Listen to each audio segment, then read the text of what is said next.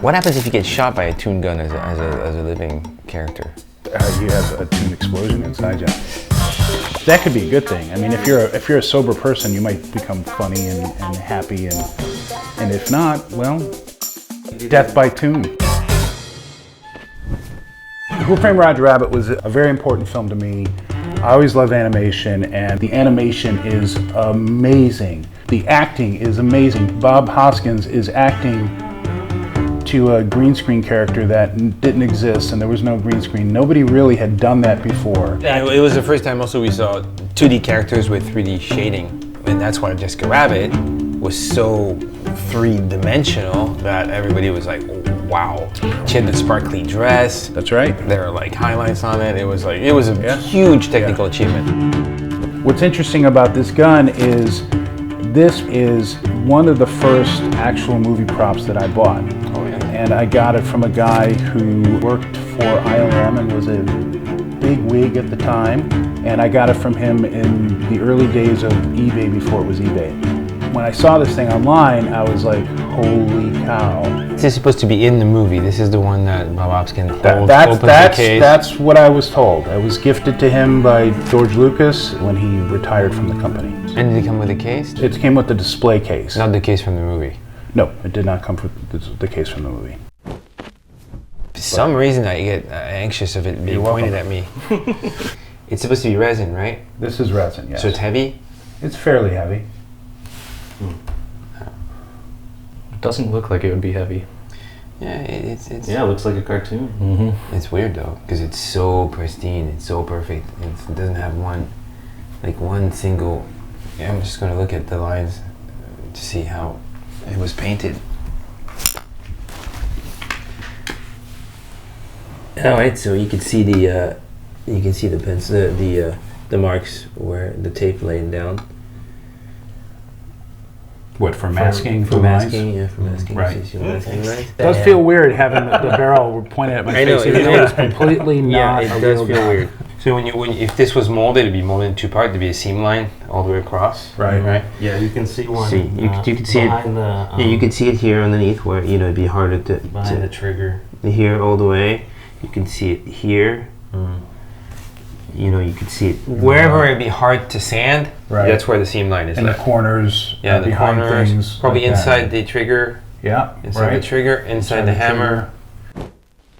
When I was in a visit to ILM, I saw a display case on the wall that looked exactly like the one I had gotten, with the same gun and bullets. And I started thinking, okay. And then I came across someone else who had one in their possession. And then I found out that this is not a screen use piece. This is a crew gift. A dime a dozen. It's a beautiful paint job. You can tell this is an eyeline paint job. This is not like a cheap. So this is the case I got. So he sold it to you as if saying that it was the screen used gun. Yes. Now, he very well may have thinking he got an original, but seeing that he was at the level that he was at, there's no way he could have not known that it was what it was. Well, here's what from looking at this, and you telling me this, what I think is the original one from the film, right? Yeah. If I saw the original one, I know it would be damaged. Right. It'd be scratched. It would have delamination. You could see the seam from there because they probably, when they did the original one, they didn't mold it and cast it. They made one. They put it together. So this would have been wood. This would have been wood. You could have seen this. You could have probably taken the barrel off. This would have been glued on with some screws. You could have put the set screws in there. So it would have been a wooden, metal or whatever machine piece. But even if they wanted to make it look like a cartoon, do you think they would bond over it and make bond it over it, but smooth not mold it and cast it. Okay. Make one. Well, they never just make one prop. Well, like that, they would probably make one, and then nobody would go through the trouble of molding and casting to give it to the actor. It would be like this would be the original. Nobody molded and cast a Blade Runner gun. Yeah, but that was a real gun. Yeah, but I bet you that the original prop is, you can take it apart, it's wood, it's got Bondo, it's chipped, it's not painted so perfectly. This is perfect paint job. It is. It's possible that this could have been one of the animation maquettes, because remember, this was a piece that would have been used on set Yeah. and then animated over.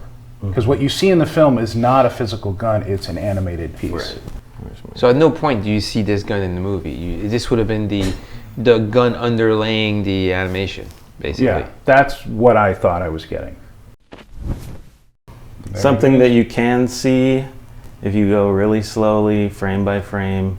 Every once in a while you'll see like where they didn't quite cover his finger, you know, like you can kind of see around his thumb. Right. Yeah. And there's, But here, you yeah. see that it's actually, But if you Now- pause it there, like if you like, pause it like flat, here you can see the actual hammer. So you think that the gun that was used in the film was a Toon Gun like this, but bigger? completely different. Yeah. This is not. This is Not even the same. not even the same. You couldn't rotoscope this to match that. You'd have to rotoscope a gun, right? And the rotoscope that gun would not be this one. The barrel is different size. See, the length of the barrel is almost shorter than the length of the chamber. Why don't you hand me the animation cell on the top? You're right and you're wrong. No, I think I'm right. No, I'm right. you're wrong. Yeah. You're wrong. You know why you're wrong? Right. So as I collected Who Framed Roger Rabbit pieces, I came across a cell of this sequence. This is a one cell animation layout, because there are some that have multiple layers of different cells with different elements on it. This is just the gun, but when you pull it back, you can see the actual photo from the set that they Yeah. used. So in this particular case, when they were on set shooting this sequence, or at least this scene, they used a white painted pistol Yeah. that was probably just made of resin. So they didn't use these in the movie. No, at at no all. point. Nor a different version of this that would look more like that. They used a real gun, so you could probably pull the trigger on it and have the real weight, something Yeah, like so that. a gun that looked like this was never made. used in the movie. Yeah, this is more likely a casting of the maquette that was created so that they had a 3D representation, so they could do this three-dimensional shot as Yeah. the gun is turning, so it would track.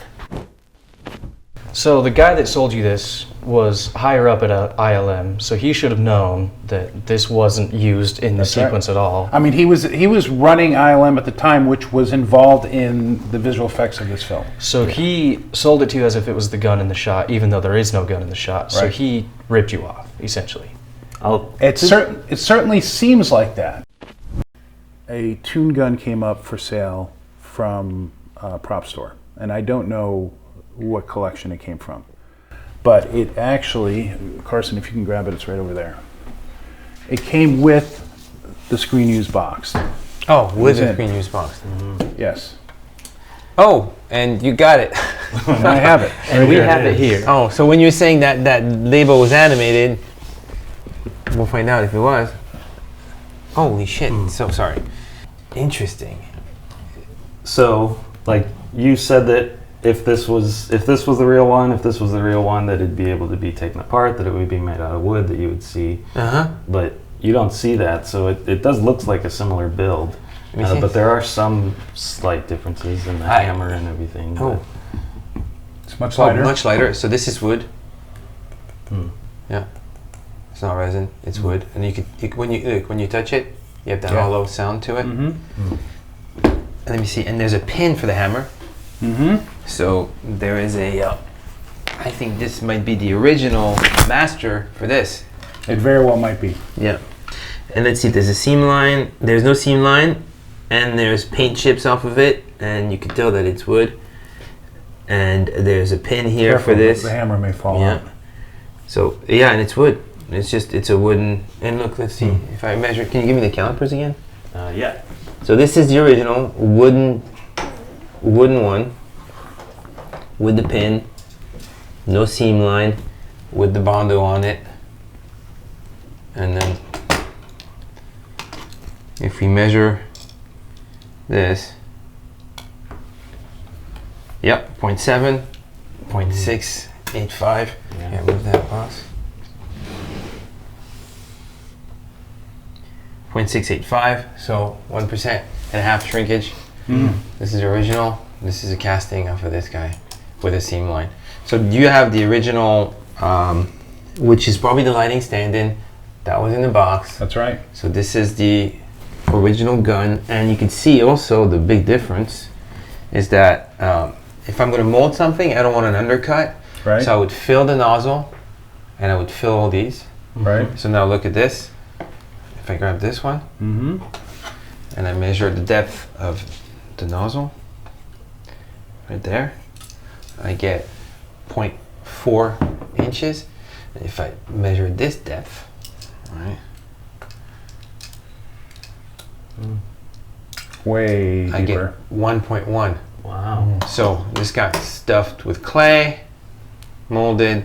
These, same thing. They're really deep. We got stuffed with clay, molded. Right.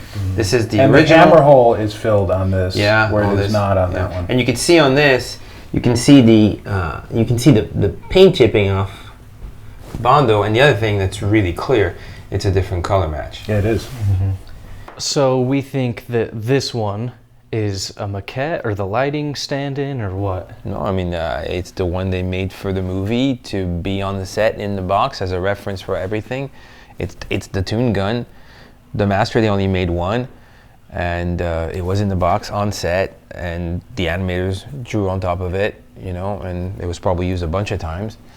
And that was it. It's the real Toon Gun. The box clearly matches too. This is, you can see the way the wood grain is totally. and everything. Yeah, Like the this, stain, is this is the the box. My theory is this gun, although made for production, was made after this sequence was shot.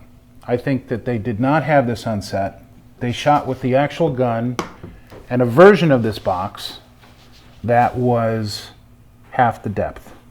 Because if you go into it, when he takes the box out, it is shallower. It is a different It's a depth. different box. This was designed to fit a shallower gun, which was a actual pistol. And later on, they realized, no, we need to make this different. So they created this box. So they went and reshot this as an insert, and then they used this as the prototype for the animation mechanic. Yeah. So just for that close-up insert, they used this box with this gun inside. I've been looking for this cell to see what the photo looks like underneath. That would confirm whether or not that gun was in this scene, but I have not been able to find that. So would love to see if anybody knows where that is. If it wasn't, then somebody made this contour based off of this gun.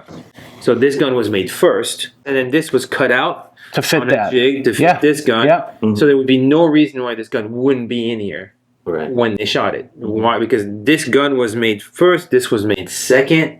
So then they wouldn't have brought that on set without the gun on there. And also, they probably needed this gun in there for the reflection in the back. And for his hand to hold it. Right. So this gun has been animated on to do this shot. So we think that this one is a maquette, or the lighting stand-in, or what? I think you might be surprised when you watch this clip.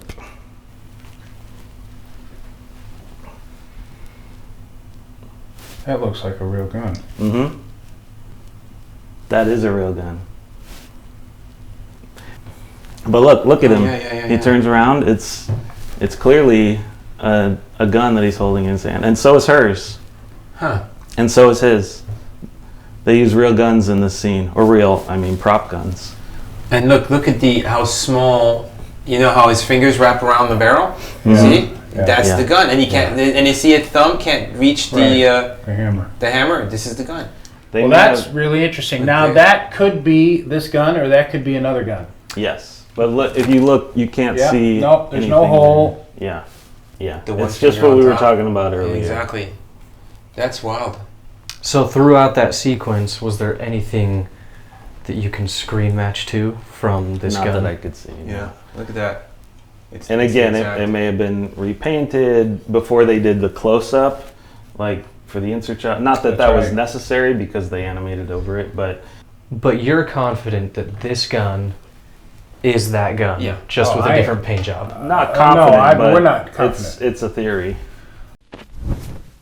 Part of buying movie props is the story behind it, the history. And the history is a very intangible thing.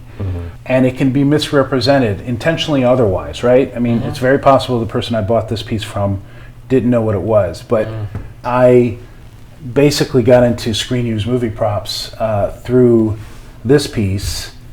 And then when I found out that it wasn't real, I really had a big depression of like, what the heck am I doing? And this was an important piece for me for many years.